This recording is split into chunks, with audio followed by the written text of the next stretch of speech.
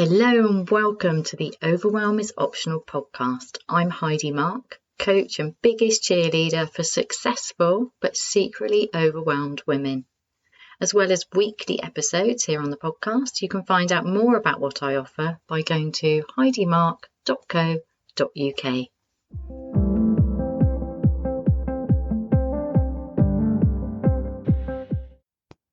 Hello, welcome to this week's episode of the Overwhelm is Optional podcast with me, Heidi, your biggest cheerleader for getting out of overwhelm, stress, exhaustion, that ridiculously frustrating situation we find ourselves in, because I believe we were taught to live our lives, to be successful by overloading the mind and ignoring the heart, and definitely ignoring the body. Goodness me, what do we do to ourselves? So mean. So I'm here to say there's another way. I'm living it. I am proof that it works.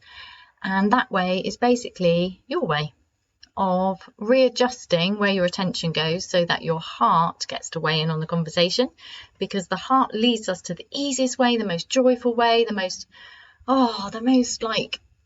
beautiful way to live for us personally. And listening to the body and treating it like the old friend it is indeed, or it indeed is, whichever way you want to say it. So often we just dismiss our bodies and all their helpful signals as inconvenient, because we just need to get this stuff done, because we are promised that if we get stuff done, then we will feel at ease, then everything will magically be okay. And yet if you've reached that stage where you realise, no, it's one big trap, it's one big circle, you're going round and round in circles, and although some things help temporarily, it's just not enough. It's just, you're stuck in this constantly trying to be better in some way and constantly trying to get more done. And that circle, it's not much fun, hey? It's just ridiculous. When in actual fact, you know, if you look around your life, that you have so much to be grateful for. And then gratitude can start to feel like this heavy weight as well. I ought to be more grateful. What's wrong with me? I have so many things. Yes, but if you can't feel that, if you don't have the space to actually lean back and go, yes, look what I've created. Look what I have drawn into my life. Look at how much I've achieved. Look at how amazing I am. Unless you have the space and the skills, because we're not taught this stuff, to celebrate yourself, to embrace who you are and say, yes, this is me, this is where I've got in life. But do you know what? Even though I can say all this good stuff, I can see it, I can't feel it, so something's off and I'm done pushing myself so hard. But I don't want to quit. This is the thing, you don't want to downsize. My God, you worked really hard for the lifestyle you had. And the whole point was to work hard so that you had a lifestyle that gave you more comfort, more ease, more choice, more freedom, and more time and space to do all of the things that you long to do. And a lot of those things are things that you have postponed in order to get that success. So once you've got that success, if you don't then get to do all of those things, to feel all of those things, it's not working, is it? Something's off. And what I have found to be true for both myself and my clients is that the thing that is off is that we're not creating a life that works for us. We're working really hard to maintain a life that we don't want to let go of because it's cost us a lot to get there, and we feel like we ought to be able to enjoy it. So giving up's just rubbish. It's not really what we want to do. That doesn't mean to say that you might want to make some big changes. So it's very common when people work with me that once we've dealt with the overwhelm, put in that new beautiful non-negotiable of overwhelm is optional for me, I have the skills to be able to deal with it. I can use it as a guide that I'm off in the wrong direction, or I'm doing things in the old way, the pushy, stressful way.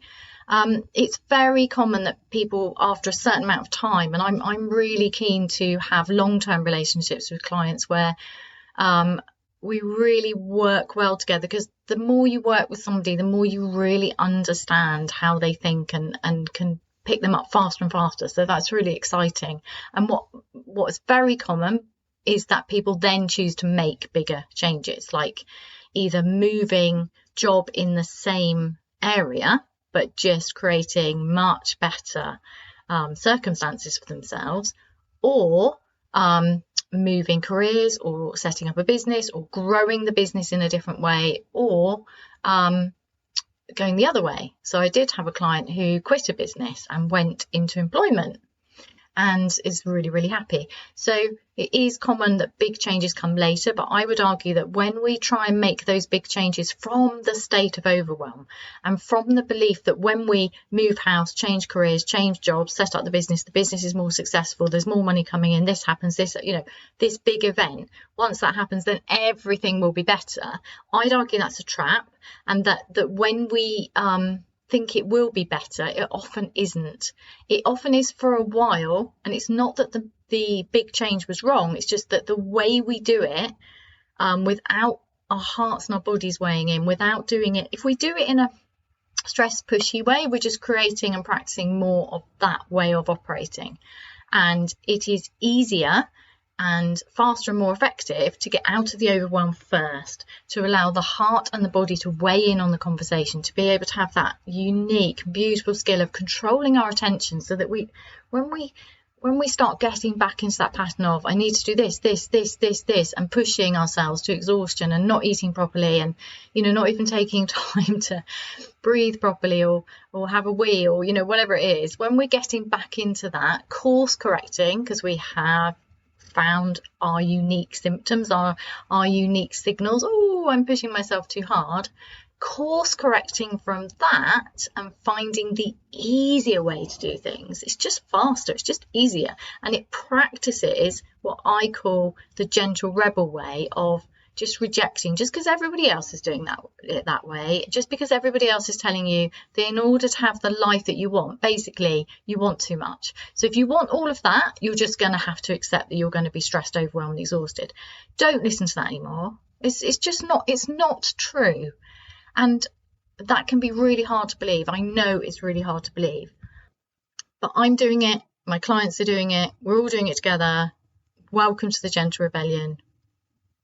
Enough with the pushing. And if you're like me and you have this lovely rebellious streak, but your rebellious streak creates this kind of pushy, feisty, angry way of rebelling, like this sudden, right, I'm done with this, why is it so hard, that's not the kind of rebellion I'm talking about. So I do mean rebellion as in the rejection, of the stress, the saying, yes, this is not for me, this is not what I want, I don't want to be this stressed, this is ridiculous, I can't think straight, I can't sleep properly, I'm really tired but I can't unwind, I'm just like not having as much fun, why has this life become so heavy and serious? If you're in that and you want to reject that, that's the rebellion. But the reason we make it gentle is because it's easeful, it's joyful, and it's playful. So getting back in touch with that childish centre of us, that rebellious, like, that kind of silly, like, yeah, well, everybody else is doing it the stressy way, but I don't want to, and apparently that's not a thing, but imagine if it was, what would that look like for me? So this gentleness, there's lots to that gentleness. So one of the things is being playful and childish and allowing that side of us to come in. That part of you that just laughs wholeheartedly, a lot, easily, but also that when we do it gently, it's also can be secret and private. And I think this is really important when we want to maintain our professional standing. So the whole point of the gentle rebellion is not to quit, is not to lose these high standards for your life, is not to downsize all of your dreams and believe that if you just shut yourself away from the world for a bit and want less, everything will be okay. Because I also know that doesn't work. I've tried it. I kind of tried it, and then it didn't take me long until I was like, no, I need to do more, I want more than this isn't enough for me. Because that's the nature of who we are as people. We always want more, and that's not a bad thing, it's a good thing, but it's how we go after that, it's how we treat ourselves. And ultimately all of this, like all personal development, all life coaching, I believe, I don't know, I can't speak to all life coaches, I've no idea what they're up to. Everything that I teach, and if you look at kind of ancient wisdom, if you look at all of the heroine's journey, just like all of the personal growth, ultimately it comes down to a feeling of feeling good enough, of feeling worthy, because I do believe that we overwork and push ourselves hard in order to justify our existence on a very, very deep, often hidden from ourselves level. Definitely hidden, way hidden for me. And that ultimately this is a process and journey of deep love and self-acceptance, which is just such a beautiful thing. And you get to decide who you travel with, whether you do it alone, who you receive support from if you want support on the way. So the books you read, the podcasts you listen to, whether or not you choose to invest in a course to help you, whether or not you go and see a therapist, whether or not your route is through nutrition, or whatever it is for you. You get to decide whether to do it alone, whether to do with help, whether you're the kind of person who hires a coach and invests in themselves thousands of pounds so that you just take the shortcut and you just up level much, much faster, much, much deeper. You get to decide that. There isn't any right or wrong. There is only a commitment to yourself, which is why I and all my clients use the morning promise. And the morning promise is this. Would you like to do it with me? And can I just point out that when I say the morning promise, yes, it is the morning promise, as in one of the first things we do on waking, or whenever it fits in with you. Because we want to start the day committed to ourselves, because then our day is going to go better, right? And it's a discipline, and having kind of a fixed time, at least for a while, when you do it, is helpful to install that habit. However, it's very, very easy as humans to think, well, I didn't do my morning promise today, so I still haven't done it, so I'm failing at this. No, you can do the morning promise before you go to sleep. That doesn't matter, just do it. It's a commitment to yourself. So this is how it goes. Would you like to do it with me? So you can say this out loud. You can say it in your head. You can choose not to say it. You can see how it resonates in your body. You can see how it resonates in your heart. If you feel that you can feel anything in your heart and your body, often before people come to work with me, they can't. That's okay. It's not wrong, right or wrong. It's just useful information. It doesn't mean anything. Don't make it mean anything bad about you. There's nothing wrong with you. Nothing wrong with you at all. The work is to let go of that there's anything wrong with you. There's nothing wrong with you. The work is to uncover and uproot and just go, no, I'm not having that anymore. The idea that there's anything fundamentally wrong with you. And by fundamentally, I mean at your essence, your very being. You are perfect. There's nothing wrong with you. You are whole and complete already. It's just that we can't see that. We often just can't see it. And I would argue overwhelm is hugely to blame, because we're misdirecting our attention all the time to keep ourselves safe. So let's do the morning promise together. If you wish to, it's an invitation, you can or not. And then you can choose whether or not you want to take this forward. Okay, so I'm just going to invite you, all of my practices are in the body, rooted in the body, so that we are practicing through the work that we do together. We are already practicing the new habits we want. So if you think about it, the habits that get us to this extreme state of survival stress in successful lives are the habits, I believe, of overloading the mind with all of the attention being hijacked all of the time, but predominantly in the mind, in the head. So whether that's external distractions, other people's ideas telling you what to do more, be better. I mean, that's the whole of the advertising industry is based on that there's something wrong with you and we can fix it. And the whole of the news cycle is based on something you need to be really scared of. So we're constantly bombarded by a really, I would argue, damaging diet, and that's just become normal. So we can look at that later, but for now, just go with the idea that it's not your fault. You were taught to get in your head, work hard, like study hard, cram your head full of information, force yourself to think through overwhelm, bang, bang, bang, push, push, push, and to ignore your heart and to ignore your body, which is why we get super tired, because we're not really nourishing the body. We're going, no, not now, that's inconvenient.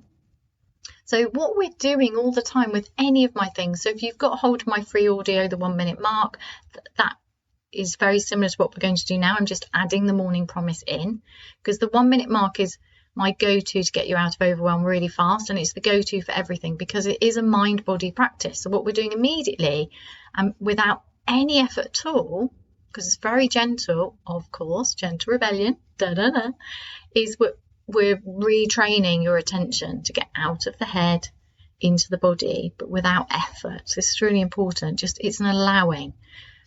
And I would argue that actually your natural sense of being is to be at ease. I'll say that again. Your natural sense of being is to be at ease. You don't have to strive for that. By definition, you can't strive for ease. But we do. When I've got that done, when I've done this, then I'll feel at ease. Not true. Because we're so wound up and we've so over-stimulated our nervous system that we're just in this permanent state of fight and flight and freeze and fawn. No wonder it's not much fun. So in my work, what I'm doing all the time is giving you an opportunity to practice the opposite of the pushing and the staying in the head, by listening to the body, connecting to the heart, allowing the nervous system to reset, allowing you to learn to control your attention. And these are real ninja skills of attention, but we don't work hard at it. We work hard at the commitment to it. So all you have to do is show up for yourself, listen to the audio, or do the morning promise, or do whichever of my tools you've nabbed off my website or off the podcast. So that's all you have to do. You don't have to try for ease. You just have to do the thing that you've decided that will work for you for now. You just do it. You trust the process. You do it anyway. Even when your mind's telling you there's no point, it's only a minute long. How's a 1 minute audio going to help me? No. That's what minds do. That's okay. Just do it anyway. Just do it anyway. Do it out of love for yourself. Do it out of trust for yourself. Trust that you are perfectly capable of leading yourself to the podcast, the book, the audio, the resource that will work for you, and that you get to decide how much you use it. But when the mind warns you against it being a waste of time, that's the old habit. It's just the old habit, worth letting go of. So don't do this if you're driving. You can do the morning promise bit when you're driving, but not the getting out of your head into your body, because you need to be, your body when you're driving is the whole car, and you need to be really aware, obviously, of external circumstances. Whereas what I'm going to do is bring your attention from everything around you, all the external distractions, just for a moment. Take all of your awareness down to your feet. Feel your feet on the ground. Allow your belly to soften if it wants to. And if it doesn't, that's okay. Don't try to change anything. Don't try to achieve anything. Don't even try to relax. Notice when the attention is pulled away, just bring it gently back. Feet, belly, maybe allowing the shoulders to move away from the ears. And then maybe placing a hand on the heart, if that's helpful, or not. Taking your awareness to your heart space, the center of your chest. And repeating with me or after me. I commit to myself first, to living my life, my way.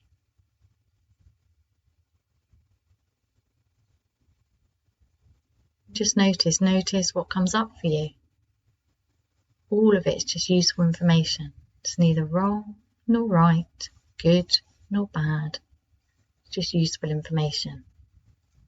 I commit to myself first, to living my life, my way. And then if I was going to use this, well, I do use it every day at the beginning of the day, I would be noticing what's coming up for me. When I say I'm committing to myself first, does that feel selfish? What does that mean for me today? How can I commit to myself first? Why is that a good thing? Just noticing what comes up and just using it as useful information. And then if you want to, you can go deeper. You can mind journal, just let it wander and wash over you. You can physically journal because it can be helpful to get it out of the head onto paper, but not with the idea of keeping it or making sense of it. So just making it as effortless as possible. The idea of messy journaling, my method of journaling, is to get it out of the head, because I'm constantly supporting you to ease your mind, to ease the mind's load. The mind just has too much we give it to do. It's not good at doing all of those things. The heart wants to weigh in, the body wants to weigh in, bits of paper want to help you. You can outsource your to-do list to an app. I use Todoist. Just get stuff out of the head. Give yourself a break. The mind's not designed or evolved to carry all of this stuff. And then when we allow it to be bombarded constantly with fear and shame and fear and shame. That's pretty much advertising and news, isn't it? Fear and shame. That's setting off the nervous system, and having that constantly happening is really dangerous, I would argue. And I don't mean, I don't see, now I've said something that I feel fear. Really dangerous. What do I mean by that? It's dangerous as in it's really distracting, and that's what's keeping you, is one of the things that's keeping you away from living your life your way. It's keeping you away from your ease. It's not dangerous as in anything terrible is going to happen from it. That's what I mean, the difference between me and the news. So a better word than it's really dangerous would be, just turn that into a positive.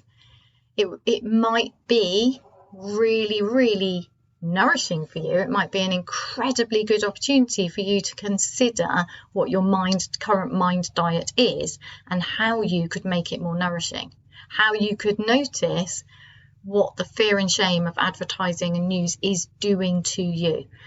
Really worth looking at. I've done previous episodes about the news, so I won't go into that too much here, but it's worth considering. My mind is amazing. How can I support it? I've learned to overload it, and it's resulted in overwhelm, stress, and getting stuck in this cycle of never quite feeling like I've made it, or only for a short amount of time feeling some ease, and then getting back into the fray. This isn't what I want. What I want instead is the ease and all of the achievements. I want it all. This feels impossible. How can I make that happen? And one of the ways you can make it happen is to do the morning promise. Commit to yourself first. Another one is to keep getting out of your head, neutral noticing, the 1 minute mark, the way I just did the morning promise, getting into your body, learning to control your attention. And another way is to look at how you are nourishing your mind and how could you give it a better diet. Now, if all of this is really resonating with you, then you have a decision to make, because on the 10th of September, I'm going to be taking the next group through my program, Get Your Life Back. If you don't know about that, you can go and check it out from my website or from the link below in the show notes. But I'm just going to tell you about it now because I want to make it really, really clear. I want to extend my invitation to you personally. This is for you if you are self-led. You really are committed to personal growth, but you're sick of feeling like you're always trying to be better, that you're never quite good enough, that there's always something inadequate about you. And I call that self-development hell. It's like, I'm so done with personal growth. When do I get to feel like I've made it, like I'm complete in some way? You're open to coaching. So that means that you are willing to trust me as your coach, to trust yourself, that when you make the decision to invest in being part of this amazing group, that you have made the right decision, that you trust yourself, that you trust me, that you trust the group, that you trust the process. You're open to coaching. You're open to going in wholeheartedly, that when you have a wobble, you ask for help from your teammates. And I say teammates because I've set it up to tap into that lovely side of you, that childish adventurer, the rebellious adventurer who likes being outdoors. So I envisage it as an outdoor game where we locate your circle. So we've been talking about this circle, so you'll get to know what are your triggers, what causes you to end up trapped in that circle again, what are the signs and symptoms, so you never have to do it again. Never have to do it again. Let's just break this circle because it's just not for you, right? You've reached a stage where it's not for you. You don't want to keep going around this circle. You want the lifestyle you have. You want fulfilling, well-paid work. You want your relationships to be good. You don't want to be constantly battling and arguing, and because you're just too damn tired, so it makes you grumpy. So yeah, you want to feel really good as well, and you want to feel like you have time and space within your own life for you, rather than kind of like, it's like you're a support system for your life, whereas your life should be a support system for you. So we're just reversing that, we're turning it completely upside down. Not when you're just waiting until you're on holiday, not when you're retired.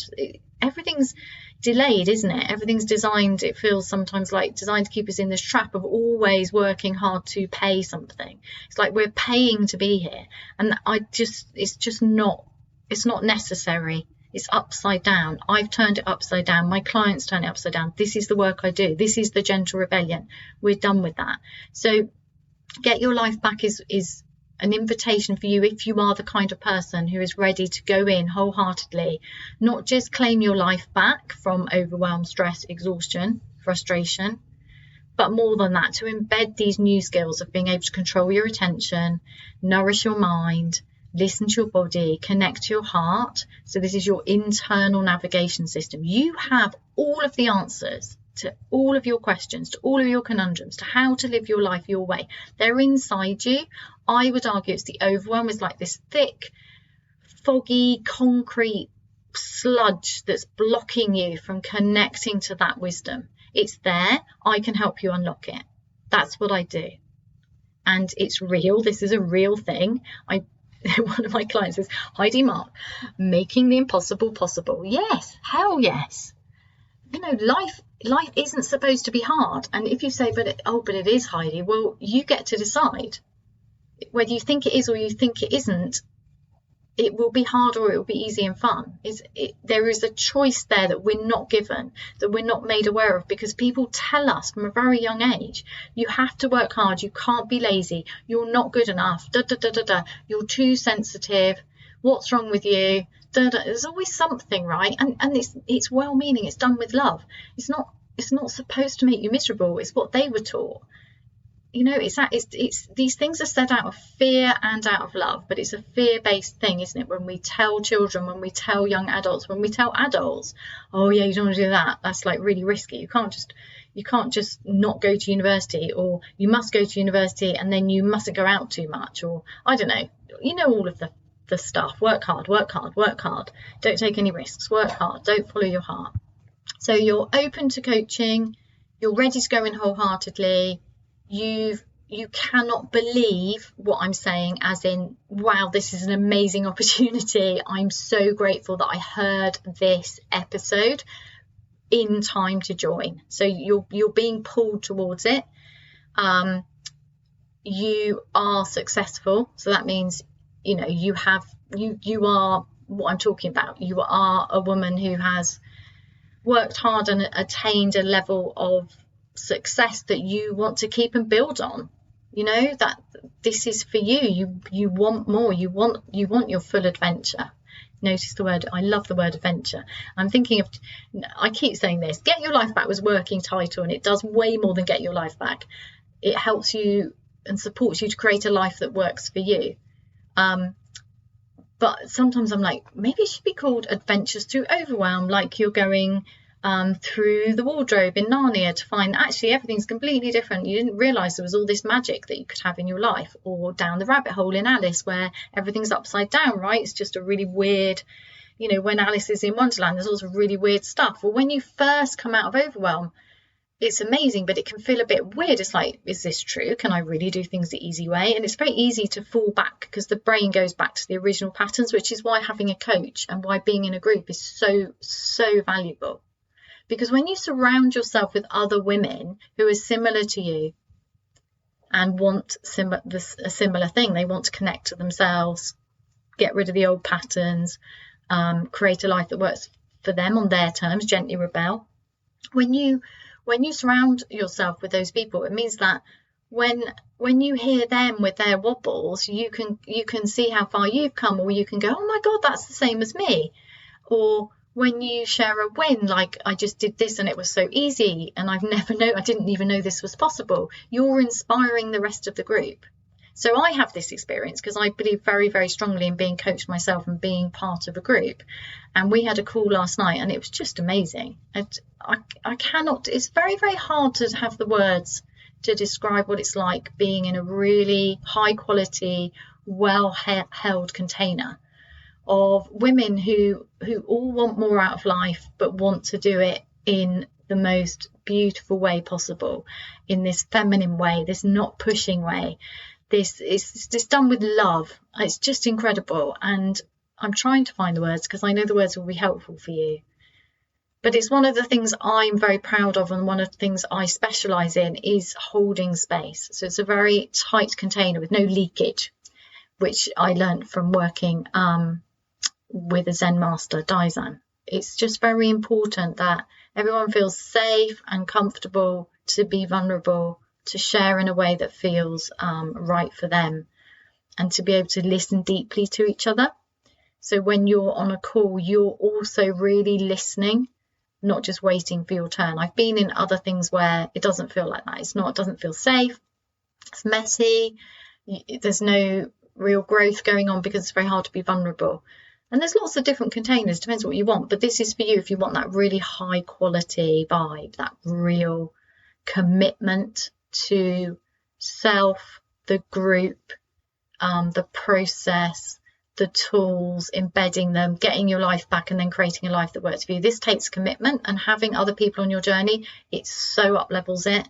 It's incredible because you just bounce off each other and magic happens, and it's just incredible. And I can't wait to get started. So you have a decision to make, because we kick off, we start on the weekend of the 10th, 11th of September with the first coaching calls that week. So yeah, if this sounds like you, what do you need to do?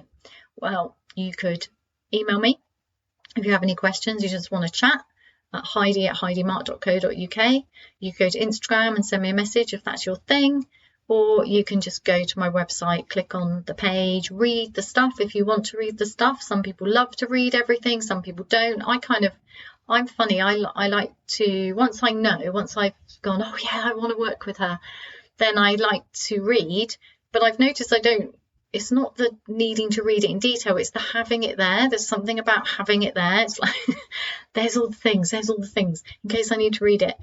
And then I kind of scan it and go, oh, and get super excited. And then I go, right, now I need to talk about this. And that's it, really. We just have a chat and find out whether it's for you, whether you'd fit into this group, whether you and me would work well together, because I'm inviting you into my world. And I take that very seriously. And obviously, I don't want to work with people who are not fit. So this is not about persuasion. What would be the point of that? Because it's a continual commitment. So there's no need. Anyway, there's no need to persuade. Either this feels like a fit or it doesn't. Or you're like, I'm not sure, but I'd like to talk about it. And that's it. That's all there is. So if it feels like it's for you, let's talk. If you're not sure, let's talk. If you have questions, let's talk. If it's not for you, that's okay. That's okay. Maybe it's for you another time, or maybe you just want to hang out and listen to the podcast. And that's also absolutely perfect. Whatever's perfect for you. This is about you tuning in and really listening to yourself and saying, what is for me and what's not. So I'm just thinking about one of my lovely clients, and this week she's going to be writing a list of things I like doing, things I don't like doing. And that can sound really simple, but have you ever tried it? Because owning what you don't really like doing, but that you actually have been doing for a long time, is actually really hard. It's really challenging. It's like, why am I doing that? And then I'm not saying she's going through this, but for me, when I did it a while ago, it would be, oh my goodness, I feel so silly now. Why was I doing that when I didn't really like doing it?